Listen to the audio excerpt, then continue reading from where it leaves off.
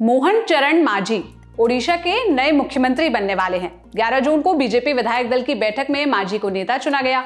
मोहन मांझी क्योंझर से विधायक है। 24 साल बाद राज्य को नया मुख्यमंत्री मिलने जा रहा है। साल 2000 से बीजू जनता दल यानी बीजेडी के दिग्गज नेता नवीन पटनायक मुख्यमंत्री थे। इस विधानसभा चुनाव में बीजेडी को मिली हार के बाद पटनायक की 2.5 दशक पुरानी सत्ता चली गई और अब बीजेपी पहली बार राज्य में सरकार बनाने जा रही है। 12 जून को मोहन मांझी भुवनेश्वर में मुख्यमंत्री पद की शपथ लेंगे। इसके अलावा दूसरे नेता भी मंत्री पद की शपथ ले सकते हैं। विधायक दल की बैठक में 2 डिप्टी सीएम के नाम पर भी मुहर लगी है, कनक वर्धन सिंह देव और प्रभाती परिदा। इन्हें राज्य का नया उप मुख्यमंत्री का पद मिला है। अब सवाल यह है कि कौन है ओडिशा के नए मुख्यमंत्री मोहन चरण मांझी। 52 साल के मोहन मांझी क्योंझर से चौथी बार विधायक चुने गए हैं। 1990 के दशक के आखिर में सरपंच बने थे और वहीं से राजनीतिक करियर उनका शुरू हुआ था। सन 2000 में जब नवीन पटनायक पहली बार राज्य के मुख्यमंत्री बने, उसी साल क्योंझर से पहली बार मोहन मांझी विधानसभा में चुनकर पहुंचे।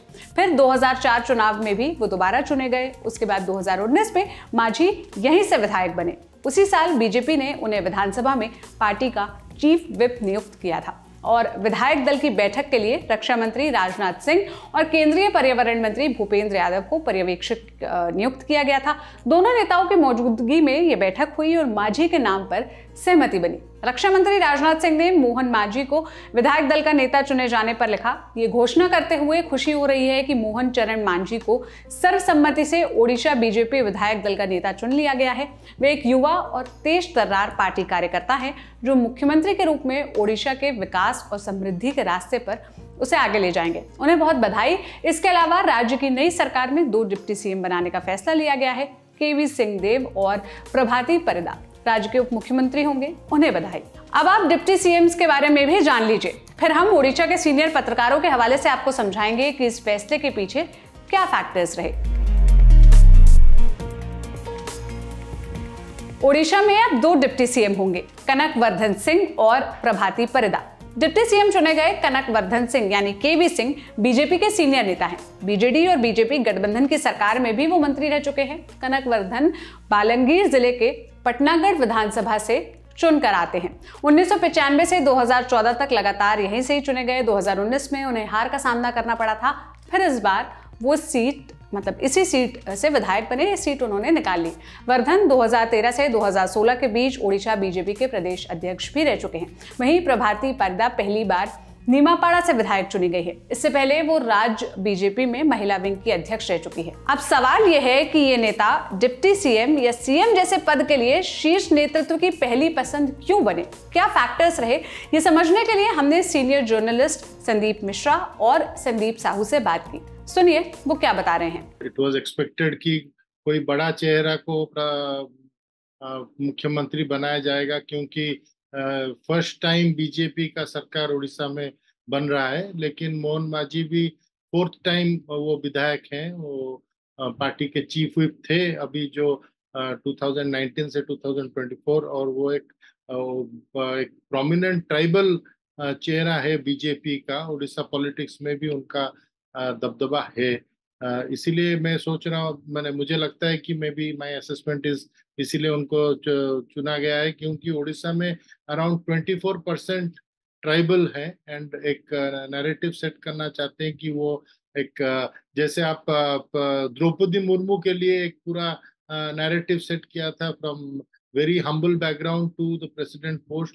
मोहन मांझी का भी वैसा ही एक नैरेटिव बन सकता है। वो सरपंच थे, from sarpanch to chief minister post. एक कॉमन आदमी जो कॉमन कार्य करता है उसको भी सीएम बनने के लिए उसको भी चुना जा सकता है। एक ऐसा नैरेटिव बन रहा है। और आप देखिए छत्तीसगढ़, मध्य प्रदेश और राजस्थान में जैसा फॉर्मूला अडॉप्ट किया गया था, खास करके छत्तीसगढ़ में जब विष्णुदेव साय को मुख्यमंत्री के लिए चुना गया था, वो भी एक ट्राइबल फेस है और मोहन मांझी भी एक ट्राइबल फेस है। तो 24 साल के लिए बीजेडी के नवीन पटनायक मुख्यमंत्री थे, तो अभी एक डिफरेंट नैरेटिव सेट करने के लिए कोशिश कर रहा है बीजेपी। एक person centric, one individual centric BJD का नैरेटिव था। Naveen Patnaik was the undisputed leader. अभी एक टीम वर्क का नैरेटिव सेट कर रहे हैं। एक 2 डेप्यूटी सीएम्स को लिए हैं। एक है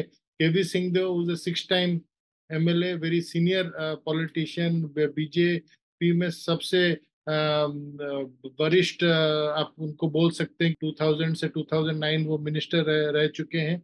और जो प्रभाती परिडा, दो she is first time MLA, but वो पार्टी के कार्यकर्ता रह चुके हैं। बीजेपी के महिला विंग का वो भी प्रेसिडेंट थे, और वो 3 बार पहले निर्वाचन हार गए थे। इस बार उनका चुनाव में वो जीत गए हैं, लेकिन वो भी पार्टी का एक प्रोमिनेंट वुमेन फेस है।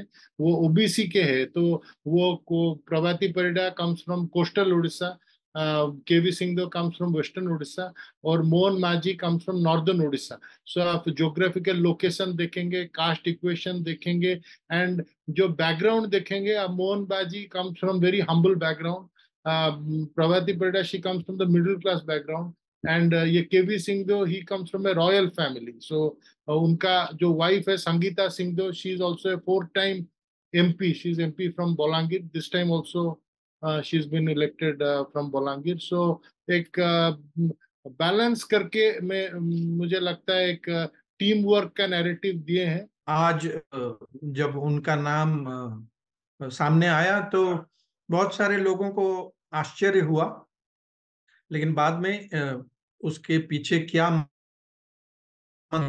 शीर्ष नेतृत्व का, उसके बारे में जब काफी चर्चा हुई तो ये बात खुलकर सामने आई कि शायद पार्टी एक ऐसे चेहरे को लेना चाहते थे मुख्यमंत्री पद के लिए जो आदिवासी संप्रदाय से है। जो आपको पता है उड़ीसा में आदिवासियों की काफी बड़ी तादाद है, जनसंख्या में करीब 23% लोग आदिवासी हैं। और यहीं से राष्ट्रपति द्रौपदी मुर्मू भी आदिवासी हैं जो उड़ीसा की हैं, और उसी के बगल के जिले के हैं मोहन माझी केवंझर के। दूसरी बात ये थी कि हमेशा से पश्चिमी उड़ीसा भारतीय जनता पार्टी का गढ़ रहा है। काफी जनसमर्थन पिछले चुनावों में भी उनको मिला है, लेकिन इस बार क्या हुआ कि पश्चिमी उड़ीसा से कम 3 एकदम तगड़े प्रत्याशी थे मुख्यमंत्री पद के लिए। एक तो थे जयनारायण मिश्र जो संबलपुर के विधायक हैं और पिछले विधानसभा में विपक्ष के नेता थे। दूसरे सुरेश पुजारी, वो भी भाजपा के पूर्व राज्य अध्यक्ष रह चुके हैं। और तीसरे थे कनकवर्धन सिंहदेव, जिनको अब डिप्टी चीफ मिनिस्टर बनाया गया है। तो शायद ये अंदाजा लगाया जा रहा है कि इन तीनों में से अगर किसी को मुख्यमंत्री बनाया जाता तो शायद बाकी जो 2 प्रत्याशी हैं पश्चिमी उड़ीसा से, वो उनके समर्थकों को उनको शायद उससे ऐतराज हो सकता था जिसके कारण पार्टी में खलबली मच सकती थी। इसीलिए एक ऐसे आदमी को चुना गया जो वेस्टर्न उड़ीसा से नहीं है। बीजेपी ने 78 सीटें जीतकर राज्य में बहुमत हासिल किया था। पिछली बार पार्टी सिर्फ 23 सीटों पर जीत दर्ज कर पाई थी, लेकिन इस बार विधानसभा के साथ साथ बीजेपी ने लोकसभा की 21 में से 20 सीटों पर कब्जा कर लिया। राज्य के विधानसभा में कुल 147 सीटें हैं। इस बार नवीन पटनायक की बीजेडी 51 सीटों पर सिमट गई।